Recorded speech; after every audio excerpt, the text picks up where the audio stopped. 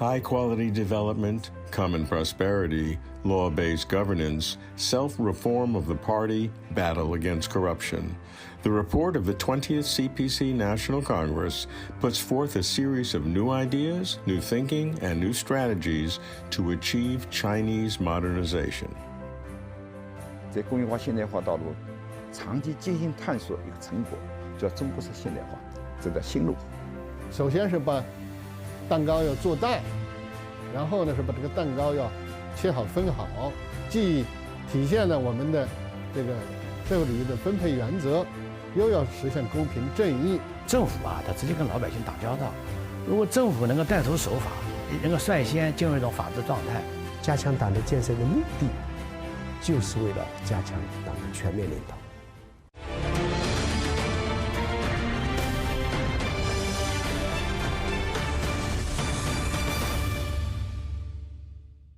The National Congress of the Communist Party of China is the country's most important political event. It is held every 5 years. At the recently concluded Congress, the 20th, Xi Jinping delivered a report that reviews the past 5 years and looks ahead to the next 5 years. A great many topics were covered.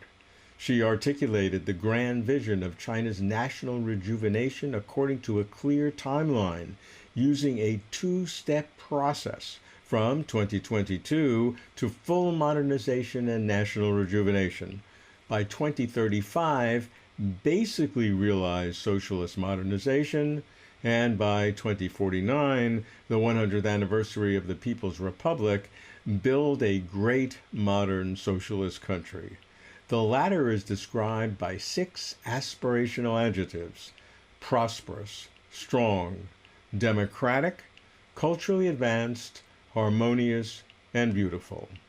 Thus, the 20th CPC National Congress not only looks ahead 5 years, the traditional mandate of party congresses, but also provides a roadmap for the next 13 years to 2035 and for the next 25-plus years to mid-century. That's the overarching significance of this 20th CPC National Congress. What about risks and challenges? We explore key topics in Xi's report: Chinese modernization, high-quality development, common prosperity, law-based governance, party building, party self-reform, and the party's battle against corruption. Taken together, they bring us closer to China.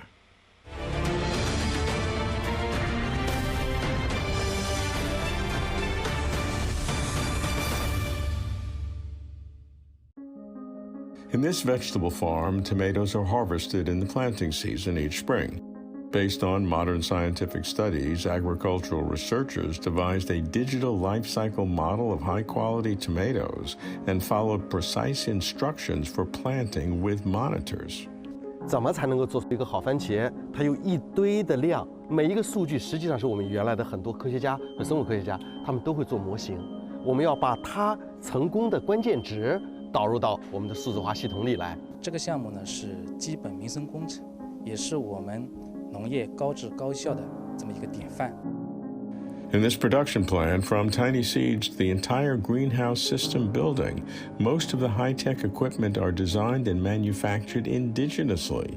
Compared with conventional planting methods, continuous production, 365 days a year, can be realized, producing about 200,000 kilograms per square meter of good tomatoes that is worth 20 million yuan. 我们的突破口啊，就是抓住数字化的改革。 Achieving agricultural modernization is one of China's overall development objectives for the year 2035 and an essential element of Chinese modernization, as expounded in the report to the 20th CPC National Congress. How to understand Chinese modernization? 我们走出来到中国式现代化新道路。 We carved out a new path of Chinese modernization, a new form of human civilization. It is a result of our long-term explorations in industrial modernization, Chinese modernization. It is a new path. Fundamentally, it is a modernization path under the CPC leadership. The party's leadership represents the fundamental practice, The destiny of China must be held in the hands of the Chinese. We must rely on ourselves, not others. To follow a modernization path in line with China's realities, we must explore and develop based on China's basic national conditions and the CPC's targets. The struggles over the past decade in particular made us recognize that Chinese modernization is centered on its people rather than capital. It's a coordinated development of material and spiritual civilization rather than the expansion of materialism. Common prosperity for all is the ultimate goal, not the polarized development. And we pursue the harmony between humanity and nature rather than draining the pond to get all the fish. The new high-tech zone is the largest provider of tower cranes globally. There are 324 suppliers of components and parts. 85% of them can be assembled within 2 hours in a radius of less than 150 kilometers, topping the industry. 原先的话，它如果说有零部件库存，它的生产制作周期大概是在15天左右，交付周期在3天左右。那么在常德了之后，同样的这个条件下的话，应该是今天上午下单，下午就会配送过来。供应链的整个安全，如果说在眼皮底下是最可控的。要想做强做大，它这个术业有专攻。实际上，我们对塔级也做了一些分解，哪些是我们核心掌控的，我们必须要自己做的，哪些可以让其他人做的，这是考虑到整个技术安全上面，我们对所有的零部件进行了一些拆分。 Here, under 117 major categories with over 1,800 main parts, it takes an average of 13 minutes to assemble a tower crane. 摸清产业链的断链点、卡点处，支持龙头企业、链主企业牵头组织创新联合体，有针对性地实施一批强链补链项目，提升产业链现代化水平。改革开放以来，我们始终将发展作为解决一切问题的 基础和关键，从发展是硬道理，到发展是执政兴国的第一要务；从科学发展观到新发展理念，我们党的发展理念随着发展阶段、发展任务的变化，不断与时俱进，丰富创新。进入新时代，发展中的矛盾和问题更多 体现在发展质量上，不再简单以生产总值增长率论英雄，而是要实现创新成为第一动力，协调成为内生特点，绿色成为普遍形态，开放成为必由之路，共享成为根本目的的高质量发展。因此，这次党的20大报告 把发展质量摆在更突出的位置，经济、社会、文化、生态等各方面。Achieving common prosperity for all is one of the essential requirements of Chinese modernization. Over the past decade, China has made further progress, like developing the largest education, social security, and healthcare systems in the world. But there is still a long way to go to reach the goal of national rejuvenation. Achieving common prosperity is not only an economic issue, but also a political issue, as the party's governing philosophy is founded on people's support. Only when the party serves the people, seek benefits for the people, and lead people towards common prosperity, can the party win people's support. In 2021, we finished building a moderately prosperous society in all respects. Next, it is for the party to lead people toward common prosperity. Some people may wonder if it is a diversion to a wave of communism or egalitarianism. First, we need to grow the pie, then to divide it well with primary, secondary, and tertiary distribution to reflect our socialist distribution principles on the one hand, and realize social fairness and justice on the other. Common prosperity involves a long-term process. It cannot be achieved overnight. The General Secretary also said we cannot raise the bar too high or be too hasty.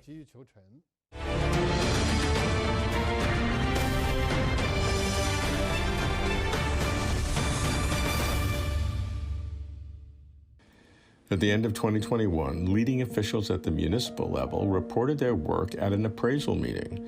5 principals from districts, counties, and departments went on stage to report on rule of law-based governance. 参与诉法的领导干部，真有一种考试的一种感觉。他考的是在法治建设、本单位的法治建设这个内容，你作为领导干部，你完成的怎么样？向谁呢？我们是完成情况要向社会公众进行一个交代。These leaders not only report on legal matters within their working units, but also receive appraisals by experts who form the assessment team and take questions. Then the expert team will give them a score and include that in their appraisal. 所以对于这个政府部门啊，我们这些执法机关，对他们这个法治建设呢，这个督查，我们也发现了一些或多或少的一些问题，要结合领导干部诉法。那么他在诉法中要把这些问题，你怎么整改、怎么落实的，在诉法中要向大会进行报告。The whole process of the appraisal is also broadcast live online, so it's open to the public for supervision. 我觉得这个诉法呢，实际上对自己也是一个检验，也是一个考证。对于提高我们这个领导干部的个人的法治素养和法治能力，能够起到一个积极的推动和促进作用，能够进一步的通过这个领导干部关键少数来带动我们全系统和全社会的这个依法守法的意识。The report to the 20th CPC National Congress dedicates a whole section to the rule of law. To enable the rule of law to consolidate society, ensure stable expectations, and deliver long-term benefits, China must strive to build a modern socialist society in all respects under the rule of law. 所以说，这一次在 The report came to a conclusion, that is, a comprehensive framework for law-based governance has taken shape. It is a crucial theoretical judgment, a summary of the general conditions of China's theory, system, and practice in legal building. Building law-based government is a key task and major part of comprehensively advancing law-based governance. What's law-based government? How could the country step up the rule of law for government? 这个下一步啊，我们就是先 For the next step, governance based on the rule of law is the main project, since it connects the state and society based on the rule of law. In a society based on the rule of law, all entities are equal. People exercise self-management to regulate ordinary works with laws. The government deals with the people directly. So if the government can lead by following the rule of law and enter into a law-based state, people, legal persons, and social organizations managed by the government will likewise observe the laws. That is why we say among the 3 states of the country, government and society are based on the rule of law. A government based on the rule of law is a breakthrough that can most easily play its leading role. It can build a strong momentum and a breakthrough for taking integrated steps to build a country, government, and society based on the rule of law and advance the rule of law in China. As the report says, law-based governance is important for the party's success in governing and rejuvenating the country, for the well-being of the people, and for the long-term stability of the party and the country. What role do leading cadres play in advancing law-based government? We must do the work well, not just pay lip service. The achievements cannot be realized through reports, but specific work we do. Law-based government administration must truly turn into practices of state administrative organizations at all levels, and their personnel follow in fulfilling their duties, not just empty talk. That is why I think this time the key to strict law enforcement is seized, that is, how to steadily advance law-based government administration. China has developed a Chinese system of socialist rule of law and has improved its legal system with the Constitution at its core. Over the past decade, the National People's Congress, China's top legislature, and its Standing Committee formulated 68 laws, revised 234 laws, adopted 99 decisions on major issues, made 9 legislative interpretations, and enacted 292 currently effective laws. The report to the 20th CPC National Congress stressed that the comprehensive advancement of law-based governance has been a profound revolution in China's governance. From a macro perspective, or the big picture, the rule of law and modernization go in tandem. That is to say, the rule of law should keep the pace of modernization. The report to the 20th National Congress of the CPC also mentioned that we must strive to build a modern socialist country in all respects under the rule of law. The rule of law should neither go way forward nor lag behind, but to go in tandem. This is to grasp the modernization drive of rule of law from a macro perspective. From a micro perspective, an eye on details, the 20th National Congress of the CPC had made a basic judgment. A comprehensive framework for law-based governance has taken shape. 各个领域啊，我们就是要采取一些具体的措施。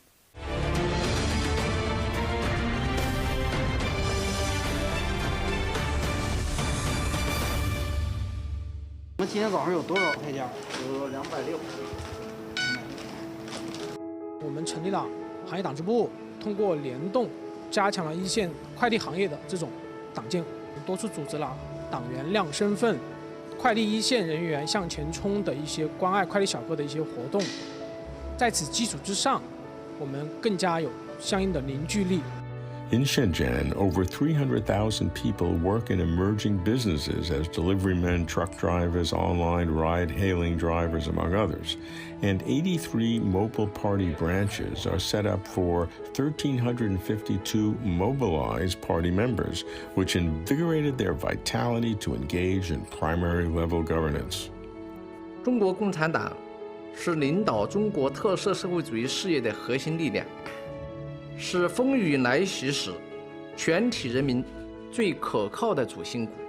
Regarding party building, the report to the 20th CPC National Congress also made crucial remarks and gave directives. What is party building? What are its specific content and purposes? 加强党的建设的目的。 The purpose of strengthening party building is to improve the leadership of the party. Since 2012, the CPC has put forward general requirements of party building, and the party building we're talking about today has a broad meaning. A major change for party building in the new era is to align the party's self-improvement and the modernization of the national governance system and governance capacity. The party has always valued this system building. How do we promote the modernization of the national governance system and governance capacity? First of all, we must build a comprehensive institutional framework, among which the most prominent system is of the party's leadership, which can be further divided into 6 subsystems. We wrote the party leadership into the Constitution. The party leads and governs the country based on a complete set of systems and laws. The CPC has found a second answer to the question of how to escape the historical cycle of rise and fall of ruling groups. The answer is self-reform. The report also proposed targeted tasks and measures for party building in all respects. The party's problems can only be attributed to its own. That's why the party must apply self-reform. It surely involves many ways, including to have criticism and self-criticism, enhance party awareness, organize group learning, and regular learning sessions. All these are measures of self-reform. Determinations alone will not do it. In fact, it involves a professional issue, that is, how is management exercised? The party, as a grand social governance organization, has never seen such practices in human history. Thus, as for what to do, we will start with the easy part, to regulate people's daily behaviors. 8 rules were proposed in 2012. The point is to address one phenomenon in Chinese culture, or rather one of our weaknesses, lavish eating and drinking. Since 2012, the CPC has investigated and dealt with more than 761,000 cases that violated the 8-point frugality code. That is, improving investigation and fact-finding trips, streamlining meetings and other activities, reducing documents and briefings, standardizing arrangements for visits abroad, improving security procedures, improving news reports, imposing restrictions on publishing writings, and practicing diligence and frugality. Also, over the past 5 years, the CPC has investigated and dealt with more than 282,000 cases of unnecessary formalities and bureaucratization, and over 347,000 cases involving corruption, embezzlement, favoritism, and taking advantage to benefit oneself at the expense of others. We are conscious of self-revolution and are ruthless with our own problems. In applying strict governance of the party, we held accountable a considerable number of corrupt officials, which demonstrated our strong ability in self-supervision and self-revolution, rather than proving our system problematic. I believe corruption in the West is systemic, while in China it is non-systemic. In the West, we see power marries money. Capital control and presidential elections can publicly solicit funding. In China, it is forbidden to ask for funding or lobbying when it comes to cadre selection. Even soliciting votes is forbidden. It is treated as bribery. The CPC has been carrying out an unprecedented tough fight against corruption, with the willpower to offend a few thousand corrupt officials rather than fail to live up to the expectations of 1.4 billion Chinese people. Over the past decade, 553 officials registered and supervised by the party's Central Committee were investigated by the CPC Central Commission for Discipline Inspection and the National Supervisory Commission. 79, or 14.3%, are members or alternative members of the CPC Central Committee. The discipline, inspection, and supervisory organs nationwide have placed 207,000 heads at all levels on file for investigation and prosecution. Rome is not built in one day. Corruption cannot also be eradicated overnight. All these go through a process. Generally speaking, we have pushed step by step. The anti-corruption campaign has gradually expanded to all systems and authorities of the state and the party. Under high pressure and encouraged by favorable policies over the last 5 years, more than 80,000 people have surrendered voluntarily to discipline, inspection, and supervisory organs. As Xi stressed in his report, corruption is a cancer to the vitality and ability of the party, and fighting corruption is the most thorough kind of self-reform. Since 2012, we've exercised full and rigorous self-governance and in the spirit of self-reform. We successfully fixed the major issue of intra-party corruption and thus helped remove several serious hidden political dangers. We also understand that fighting corruption is an unceasing endeavor, so we address the perpetrators without any hesitation and will remain committed to combating corruption. The CPC has a spirit of self-reform. In addition, the anti-corruption campaign has enabled closer ties with the people, better social conduct, and in turn, people show more support to the CPC, so the long-term governance of the party and the great rejuvenation of the Chinese nation can be better realized.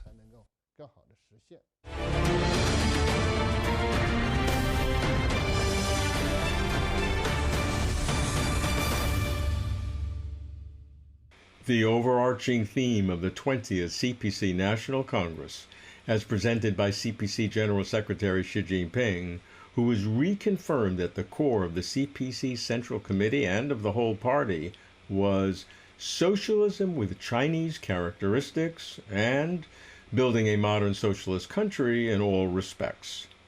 Party leadership, overall and uncontestable, was a consistent theme, carrying forward the founding spirit of the party staying close to the people in a people-centered approach to development, and governing the party strictly with respect to work styles and moral behaviors. To bring about China's great rejuvenation, Chinese modernization is the path, and high-quality development is the mechanism. Common prosperity, controversial to some, was featured but not overweighted. Common prosperity enhances standards of living for the relatively poor, but it is not welfare and handouts. Hard work and equal opportunity are essential. And while private business will be supported, the accumulation of wealth will be regulated. Agriculture and rural revitalization continue to be priorities. I have no doubt that the unprecedented and relentless anti-corruption campaign will continue because, as Xi Jinping says, it is required to offend a few thousand corrupt officials in order to protect 1.4 billion honest citizens. No doubt, China is facing a host of challenges and obstacles. Structural imbalances in the economy, such as real estate. Economic development constrained by competing priorities, such as common prosperity and ecological civilization, pandemic lockdowns, excessive debt, demographic whipsaw, a population both aging and shrinking, international tensions and pushbacks, technology sanctions. The list goes on. Xi Jinping has put forth a grand vision of China's great rejuvenation, along with a sober assessment of the struggles that lie ahead. The opportunities and the challenges are both writ large. Keeping watch over both keeps us closer to China.